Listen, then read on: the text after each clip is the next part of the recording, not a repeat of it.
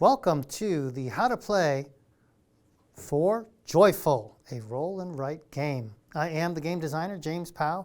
Very happy to have you with me. Just going to give you a very quick summary of the theme. Many aspects of life can give you joy, such as work, play, family, friends, or vacation.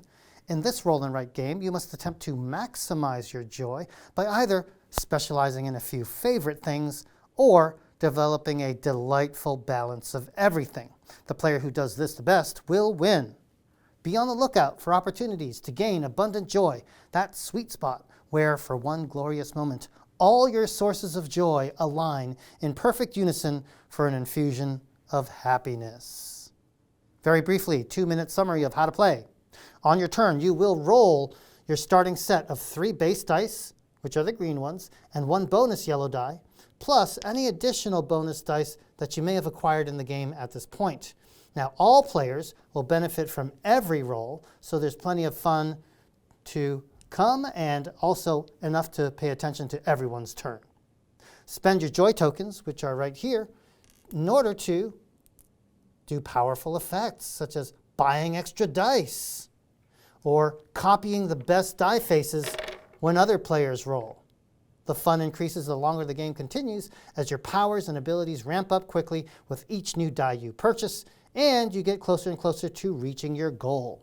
Once someone triggers the end of the game, either by completing 2 entire rows or reaching the 5th spot on all 5 rows, then it's time to tally up your score. The player with the most points wins. Let's get quickly to the setup and then we'll begin playing. A, set the dice selection grid in front of you on the table. B, place the shared pool of 8 dice nearby where all players can reach. C, take your dry erase player board and dry erase marker. We are still in prototype phase. D, give each player 5 joy tokens to start the game. This 5 spot is the same as 5 little ones. You'll put it right down here where it says joy tokens. E, choose the first player, the player who most recently experienced an abundance of joy. Hey, explain what your experience was, then you get to go first. Let's pretend this player goes first. Begin the game with the first player taking the standard starting dice, 3 green, 1 yellow. Turn then proceeds clockwise, and we keep on going until the end game condition is met. Again, the goal is to gain the most points. The game ends when either a single player completes any 2 full rows, like I said, which are considered sources of joy, or any player completes all 5 of the first 5 columns, 1, 2, 3, 4, 5. If you do that, you'd fill out all these boxes. These 5 times 5 equals 25 spots. Then the game will end as well. Notice that there is a dice pool. This is shared. So whenever it's a person's turn, they pick the dice that they have acquired. And you dictate this by circling. If you bought like the blue die, you would circle the blue die. That's how you know what you have to roll on your turn. Notice that these are base dice, which are green.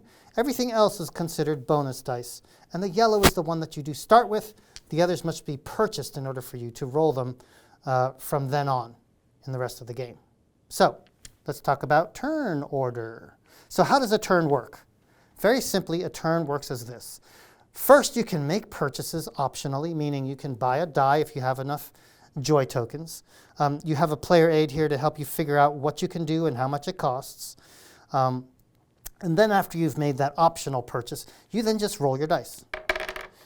After you roll the dice, you will lock in immediately the 3 green dice. They cannot be re-rolled in this game. They are always locked in. Now, you may re-roll the yellow dice if you wish. Let me go ahead and do it.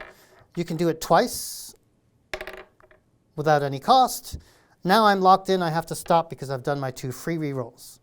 Now, notice on your own turn, based on your player aid, you can do things like spend 1 token to re-roll the bonus dice. Spend 3 tokens to set the die face to whatever you like. Again, only bonus dice. And again, earlier you could have spent 6 joy tokens, of course I only start with 5, to buy a blue or purple die, and 8 joy tokens, again I only started with 5, to buy an orange or pink die. So that will have to come to me later if I want them. And that's my die roll. Once I've determined that that's what I want to do, let's say, for example, I spent 3 tokens to make this into a hammer, which represents work, because I want them all to match. Let's say I did that. Now I say my dice are final. That means everyone can score. Me as the player's turn, I will score one source of joy, either work, play, family, friends, or vacation. Plus, I will get any joy tokens that were rolled in addition to that. But I can only pick one and only one source of joy. The same is true for other players, but they're a little bit more restricted. So this player can only choose, since it's not her turn, she can only choose one green die face. So say, for example, she chooses this one, she would simply get one joy token and put it on her player board. Or, alternatively, she might choose the work source of joy, just like I did. And she would take her pen or pencil and check off that first box in the work category. By checking off that box, she will gain 1 point, as indicated by the box. And if she were ever to check off a box with a smiley face, that would give her an additional joy token if and when she checked off that box immediately. Now for her, it's a little different because it's not her turn. She does have to pay 3 joy tokens in order to gain a matching die face. So the only way to get additional check marks for her, aside from the one selected from the green options, is to pay the 3 joy tokens. She could have, for example, paid 3 joy tokens, spending 5 and getting 2 back, to in fact get 2 work check marks by going check, check, thereby getting 1 + 1 = 2 victory points for the end game purposes. So she could have done that, but she could not have done all 3, even though they're matching, because she doesn't have enough joy tokens. She would need 6 joy tokens, 3 for each matching face, in order to do that. Whereas I, because it's my turn, I get 1 source of joy. In this case, I get all 3 that have lined up and matched, plus I get joy tokens in addition to. So of course, on my turn, it's a much more powerful move. On other people's turns, it's a less powerful move. All right, we've talked about rolling the dice. We talked about finalizing, saying that you are done, that my dice are final. And then we've scored. I've scored my part where I checked off 3 work tokens, and I gained also a joy token. And my partner here has also done what she needed to do, spending 3 joy to actually have 2 die faces and checking off 2 work checkboxes to get her points as well. We're done with that particular round. And now what we do is move the dice over to the next player. We continue this way until, again, one of the victory conditions is met. There is one thing I need to tell you about, which is very important. Part of the excitement of the game is trying to get that abundant joy. What is abundant joy? Abundant joy is when you roll, naturally, these beautiful, well, it can be, varying die faces, but in sum total, you may have bought either a blue or purple die, possibly even both. But somehow, some way, you've gotten to the point where you've got all 5 die faces showing. In this case, I've got a work, I've got a play, I've got a family, I've got a friends, and I've got a vacation. Now, other things can also be there, but simply having one of each now allows me to declare abundant joy. When I declare abundant joy, the good news is I can get some special powers to happen, which is really fun. So what I'll do is I can do one of 2 things. I can take a bonus die for free. So I don't have the orange, I will take it for free. And I'll roll it twice to get immediate benefits. In this case, I would have been able to match any die face or score any source of joy. And I would have gotten 4 joy tokens. Those would be my benefits. In addition, I get to keep this die for future use. I would circle the orange die, and that would remind me that I get to use this for the rest of the game. That's alternative number 1. Alternative number 2 is I could pick any one source of joy. In this case, I might pick friends because, in fact, I have 2 friends. So I would check off 2 friend boxes. And in addition, I would max out my joy tokens on my board up to 14, which is probably the best part about abundant joy. So I would max it out. Here I've got 5, 10, 14. Whatever I started with, I would just add up. I would add to it until I got to 14. I don't get more than 14, but I get to max it out. This is going to give me a lot of power because now in the future I can influence other actions on other people's turns and on my turn. So that's how abundant joy works. Now we'll get to the game end. Again, I mentioned that the game end triggers when one player completes either 2 complete rows or one player completes the first 5 columns of their score sheet. At that point, we declare a winner. We have equal playing opportunities. So if I started the game, she would always end the game because it's equal turns for players. And we would declare a winner based on points. Here's a little bit of math that needs to be done, but I've got a little bit of bonus information here. So if you filled out the complete row, this tells you what the total would be to make your math a little bit easier. But I will now give you an example of final scoring to give you a feel for what that looks like.